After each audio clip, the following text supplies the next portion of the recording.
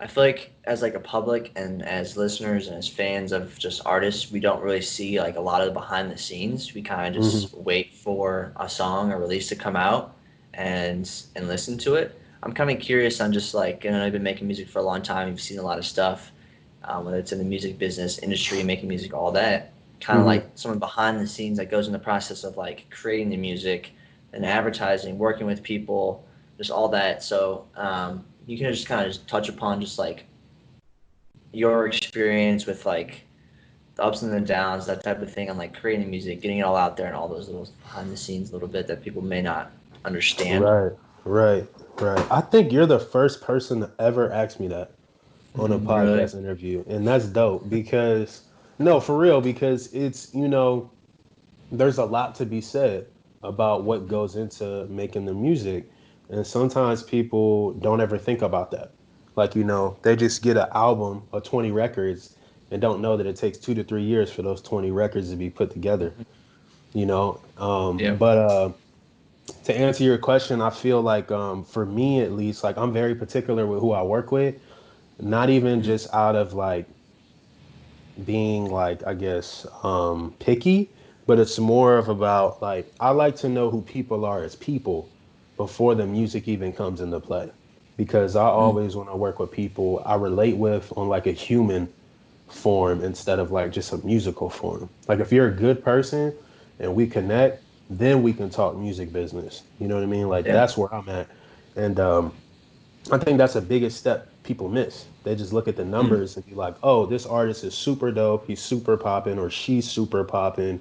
She's dope. Let's do some music." And like that, I do it the reverse way. It's like, okay, you may be super dope, but if you're a piece of shit, like I don't want nothing to do with you, you Yeah. know.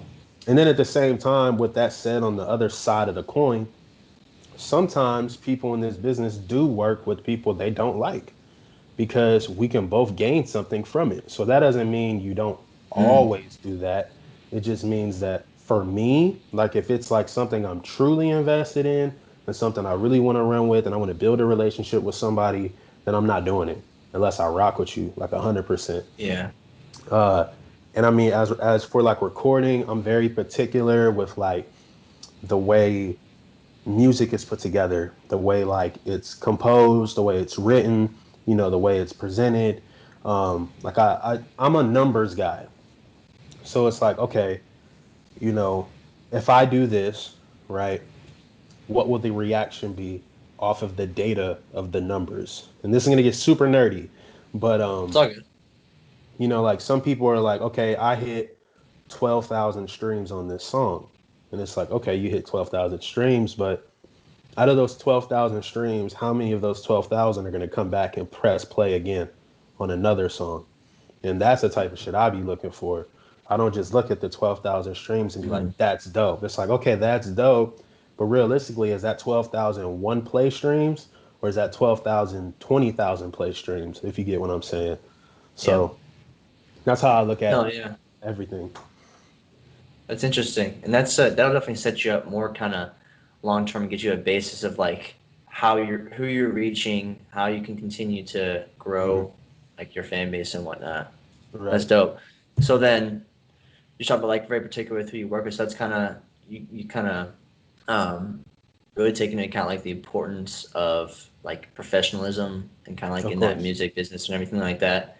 Of That's cool. I course. think that's really it's kind of more just like building those relationships too. And I think that's really important because just with how today's honestly just today's world and society and music industry, Yeah. it's so easy to want to like just kind of link up with someone or to do what everyone else is doing or like try Hmm. to those the whole standards on everything. So And I you kind mean, of may have.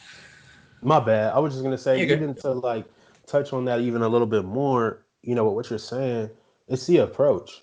A lot of times people don't know it's the approach when you're talking to somebody. It's like, if I don't know you, right, I'm not gonna come at any man or woman being like, yo, bro, what's good? Let's do a record. Fuck you. I don't know who you are.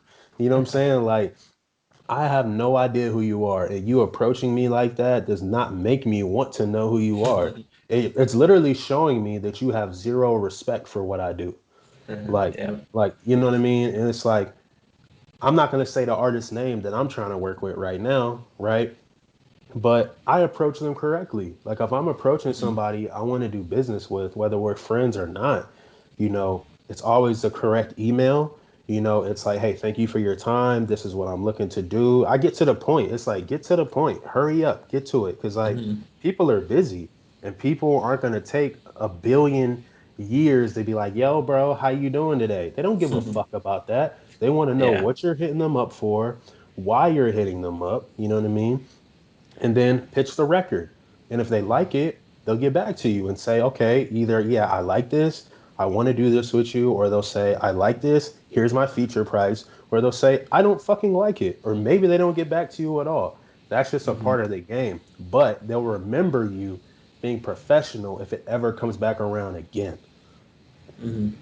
It's the little things to get you to kind of still show kind of what you're about. Yeah, Exactly. that's cool. I mean, because Cool. like I look at it like this, right? Like when I reached out to you, you know what I mean? I said, hey, my name is da da da da da. You know what I'm saying? Like, I really listened to your stuff. I like what you were doing. If we can work something out in the future, cool. If not, cool. I just want to listen to your stuff and let you know I'm a fan.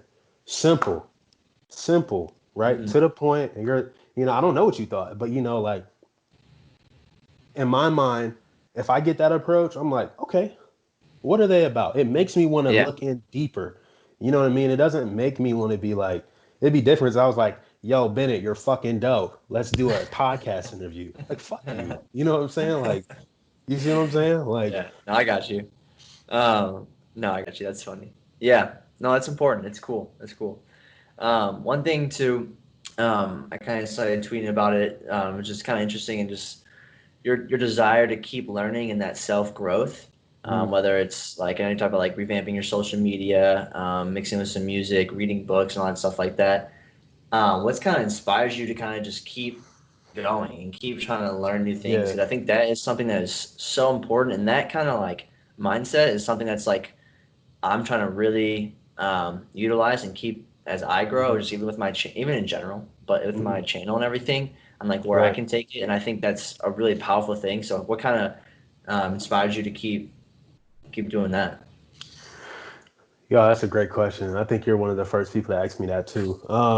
For me, it's just really, let me start from the standpoint of like, I wasn't always in that thought process. I Mm-hmm. used to be like, yo, like I'm dope. Why is nobody listening to me? And then I had to realize like, nah, it doesn't matter if you're fucking dope. Because if you don't work harder to let people know how dope you are or how good you are at what you do, it doesn't matter. And I realized that I was my own worst enemy. So instead of like, so I used to go out and like drink all the time, party all the time, right? And then record music every once in a while, right?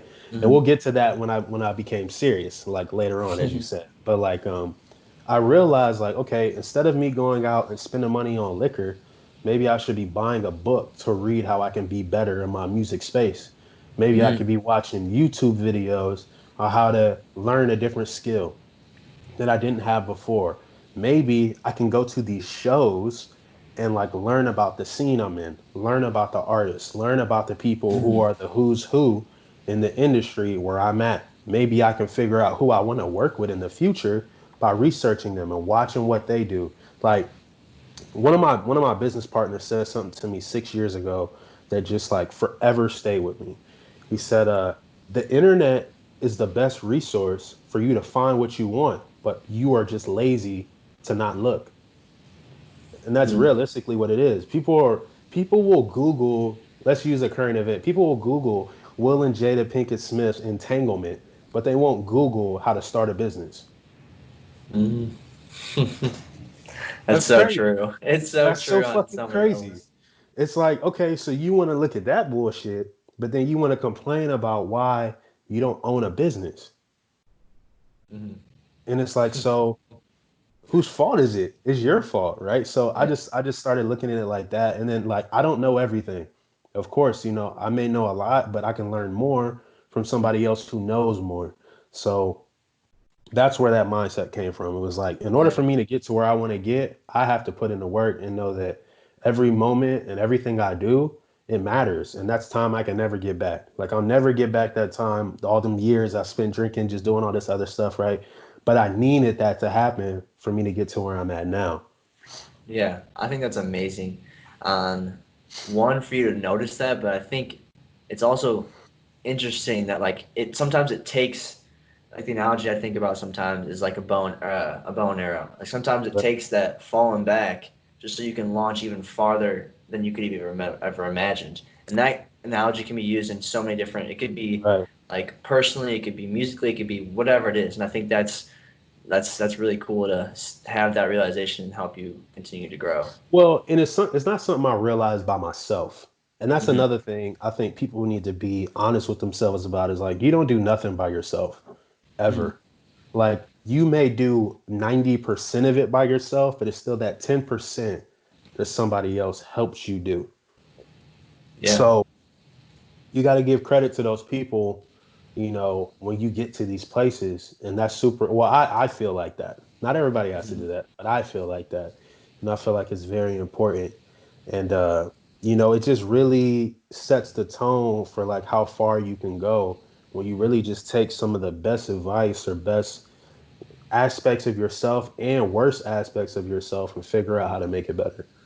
Kind of one question I like to ask is like, how do you stand out as an artist in an industry of just so many different types of artists and so many Right. different kind of standards? And I think, um, and I kind of asked that question, but one to Yeah, kind yeah. of before I asked that too, um, I feel like a common answer I get is just kind of just doing, just continue to stay you and original in the type of style and music you want to make, but just to continue to work and continue to grow and continue to find ways to be different or to hmm elevate your um, Now, position. now I do agree with half of that with what other artists said to you, and the other half I feel like is just a generic fucking answer. Like just keep doing it. No fucking shit. Right? You know what I Hmm. mean? But it's like you got to be yourself, number one. Like you Hmm. can't be a copy of Eminem. There's already an Eminem. Hmm. Be a Bennett, be a Emanuel Brown. You know what I mean? Hmm. That's what the world wants to hear is you. Secondly, with the keep going cliche that people do or Hmm. say that I get it. I get why they say it, but it's like you have to know where you're going. You have to know who you're Hmm. trying to attract. Like you can't your music isn't for everybody. No matter how much you want it to be for the Lady Gaga fans, I know Emmanuel Brown's music is not for Lady Gaga Hmm. fans. You Yeah. know what I'm saying? So like I need to stick to who my music is for and find Hmm. out who that is. And then once I find out who that is, and this is free game right now for all these listeners or these artists, right? This is some free game that I don't give out. But you gotta like really target who you want to be your listener. And you have to first know who you are as an artist and a person and how you want to deliver that to people. Because that is the first fundamental, most important step. If you don't know who you are, how can you tell other people who you are? You know what I Hmm. mean? The question kind of came to me as you're talking about like Drake and being that top 1%. And I just kind of thought of Drake, how he's kind of evolved because he Right. is one thing that and kind of everyone knows it, but one thing I admire about him is that like he hits every single wave or type of like just hmm music, um, like right at the perfect time or even before people realize it. He just Yeah. has a good way of doing that, and I think music as a whole, just as time goes on, a little different like types of songs or different trends and different artists kind of hmm file in that really like everyone kind of listens to that kind of style, that kind of whatever it is. So I'm curious on like if that impacts you and other artists as well on hmm like the type of music that you make. I feel like it's maybe like if that influences, but also Yeah. still saying true to yourself, but like Yeah. also being like, okay, this is kind of what it's saying. Maybe I do like a version of that, or just little hmm things like that. How that kind of influences that. That's super interesting because, I had the hardest time like fighting with that. Like maybe like 5 years ago when my music was like, well, I don't want to sound like, whoever the top artist is right now. But one thing I've learned from watching like some of the legends who fall off now, right, is like they don't adapt to what Mm-hmm. the change is. Drake has steadily adapted. And I don't even like Drake's music anymore, but like he's adapted. to what's Hmm. fresh, and he still tied it in his own way. Which is Yep. what I do. Is like I stay true to my roots. I'm all about conscious, lyrical, like real raw, emotional music that pulls at the heart. But I Yeah. also can twist it and give a little fresh twist on what's going on now too, because that's what I have to do to stay relevant and adapt to get to where I want to get to the top 1%. Hmm. How do you think the kind of music industry, and it might be kind of a hard question, how it's kind of Mhm. changed over the 5 years, 10 years, 2 years, just kind of things you may have noticed about obviously different artists and different stuff like that. But I just know there's sometimes like a lot of bad buzz on just like labels and like the whole independent artist stuff. And I'm just kind of curious, me not like, Mhm. and just people in general that don't have a whole idea of like what it's like being an artist in the industry, just like Right. how like that kind of perspective on, because like I said there's some like bad buzz on it sometimes. I know like Russ has been like, I'm fully independent now, like, so I'm just kind of curious on the pros and cons with that and everything. Yeah, great question. I think, I don't think a label is bad, and I don't think being independent is bad. I think you need to understand what comes with both. And I Mm, think that's one thing people don't understand because people are so surface level with shit. Like they're yeah. just like, yo, let me just like, okay, Russ said it's bad to be independent. Chance said it's bad to be independent. Well, it's bad, or they said it's good to be independent. Well, I'm Yeah. gonna be independent. They say no labels. I'm not signing to a label. Well, maybe you can't work or have the work ethic like Russ and Chance the Rapper. I mean, Chance the Rapper's not even truly independent, but like Yeah. you don't have the work ethic like them. So maybe you do need a label. And I mean, a lot of cats don't read the paperwork that comes across them. So that's Hmm. where they fuck up. It's like they don't read the paperwork and then they're stuck in a situation they can't get out of because Yeah. they've seen that advance money, you know, which for people who don't know, the advance money is the money that they give you to sign the deal, to record your album, all this other stuff, and they're gonna get it back. So like if they Yeah. gave you $1 million advance, they're gonna get that back. Like, Hmm. and they're gonna get it back before you even get paid. So you got to Hmm. know that going into these deals, if that's what your negotiation is, right? But Yeah. the independent route is just as hard because you don't have that machine pushing you like a label does, right? So then you have to work twice as hard because it's Yeah. just you and your small team knocking on doors that labels, they walk up to the door and somebody's opening it for them. So that's the Yeah. biggest difference. I mean, me personally, like I like doing it with the small team I have because I'm gonna put in the work. I know they're gonna put in the work, Hmm. right? That doesn't mean like if a label approaches me, I won't entertain it. I entertain everything because you Yeah. never know what can happen if you say no. Like if you just flat out say no, you never know what could have led to. So I'll at Yeah. least entertain it and then say no, right? But for Yeah. me, a label is not something that's realistic right now because I'm not big enough for that. But when I Mm. do become big enough for that, it really comes down to like what are the terms? And I read everything, right? I'm Yeah. gonna get my lawyer to read it. So it's like that's where my thoughts come in. Like I'll take a Yeah. label, but if it has to be on fair terms, Yeah. So I hope that Exactly. answers your question. No, it does 100%. I think it definitely depends on the situation of the artist based on where they're at, where they the benefit, honestly just weighing out the pros and cons. You know what I'm saying? Yeah. Like I think what sometimes what happens is you could be a younger artist and like you start to get a little more buzz, and then Mhm. like maybe a label approaches you and you just get excited like, oh, I'm like, this is sick, a label approaching me, and then like you sign to them and then you realize like a couple years down the road like they're taking a lot more money from you Yeah. or whatever it is than you could have, or just little things like that, or you're stuck in something, that kind of thing on there, so I it mean, can be hard it's to. it's funny, man, because it happens all the time. Yeah. People $500,000 ain't a lot of that's a lot of money. That's not easy for somebody to say no. So Yeah. like that's one thing that people need to understand is artists and just people when they hearing about these artists that are getting signed left or right, like you as an average motherfucker wouldn't turn down 500K. Yeah. You know what I'm saying? Like I average, Yeah. like you dangle them a check that says 500K, they're like, where do I sign? You know what I mean? Yep. Like, so like it takes a real discipline to say no, because you Yeah. know what's on the other side of that 500K. And then, like a lot of the artists that I was talking about, the skyrocket, they come down just as fast. So like, Mm. let's say like a Rich Homie Quan. Where is he now? He Yeah, probably was in a bad label situation. Maybe he wasn't. You know what I mean? But like, you don't hear him anymore. it's a good example. You know what I It's a mean? good Like he example. was hot. Like he was Yeah, on fire, and then yeah, he disappeared. yeah.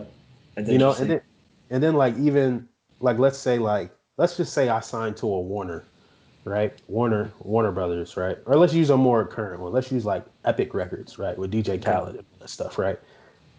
People don't even know how many people are on that label. Like DJ Khaled, you may know like I think John Legend's on there, um, whoever else, right?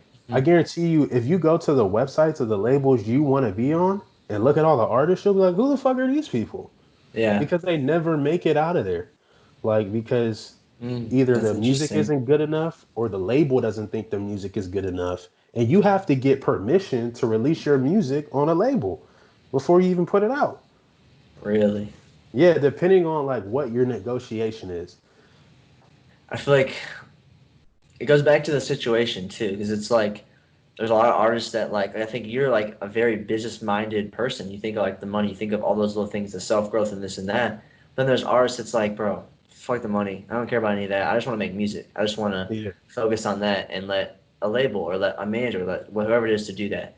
So it kind of just depends who you are. But I definitely think there's a lot more business into it than people think about. Well, That not like counting is not artists than people think mhm, about. But I think a lot of just like general people are like, oh, they're just making a song or they're just whatever yeah. with people. But it's like no, there's some real shit that happens like behind the scenes, and that's one thing I was kind of curious about that you've touched on so many different cool things with that. So Well, I'll say appreciate this that. too. Nah, of course. And I'll say this too. Even with cats who are just like, I want to just do the music, then they'll never get to a label ever. Because like you have to do some sort of business to Hmm. get their attention. You know what I mean? Hmm. Like, so you That's true. have to do the business no matter what. It doesn't Yeah. now, I'm not saying you have to do 100% of it. You can do 50% of it, but you have to do some part of it to even get their attention. Hmm. You know what I mean? Because they're scouring the internet every day for people who are bubbling, who's next. And they're Yeah. gonna hit you up. And they're gonna hit you up. They're gonna be like, hey, come on, let's fly you out here. Let's have a discussion. And they're gonna Yeah. dangle some money in front of you, and either you bite or you don't. And that's the biggest difference is like people who say that, well, I just want to make music. Well, you're just gonna be making music on the corner. Like, and there's Hmm. nothing wrong with that if that's what you want to do. I'm not saying there's Hmm. anything wrong with that, but if you want to be the top 10 or 15 or 5%, 1%, you got to know the business, period. Yeah. You got to know Hmm. how to execute and do it the right way and not try to cut corners. Like, the more you cut corners, the more you're cutting your legs off underneath you. Yeah. Kind of last thing here. If you were to write like a letter to like your younger self, what would like Mm, your advice be? It could be personally, it could be musically, it could be both. right, That right. you've just like that you've learned like one or two things that's like a letter to your younger self. Mm, great question. Nobody's ever asked me that. If I could write a letter to my younger self, I would probably just say fuck what everybody thinks about anything. Like fuck, don't care what anybody thinks. Because and I know that's sort of generic, but for me it's like I really did at one time. I used to really care what people thought. I used to really care like if a big name person, respected me or not, because I've had some opportunities that fell through, which was fine. Hmm. But I just learned that like I just got to do me. Like Yeah. and like I don't really care what anybody else thinks. And if I do care about your opinion, it's just an opinion. And I'm still going to Hmm. do what I want to do because I have to be true to myself and everything else will work out. You the only thing I want every day. Baby, let it resonate. What you say? Give me conversation, babe.